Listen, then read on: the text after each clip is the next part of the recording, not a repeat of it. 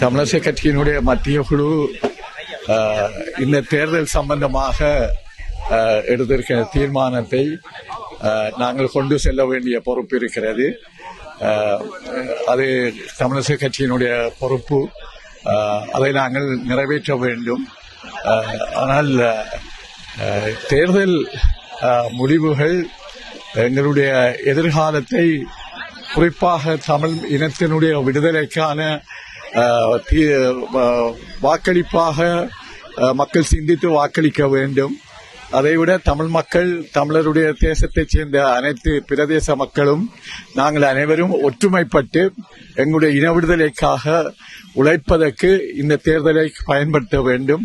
அந்த விடுதலை எங்களுக்கு மிக முக்கியமானது. அந்த விடுதலைக்காக நாங்கள் அனைவரும் ஒன்றுபட்டு உழைக்க வேண்டும் நான் கேட்டுக்கொள்கிறேன்.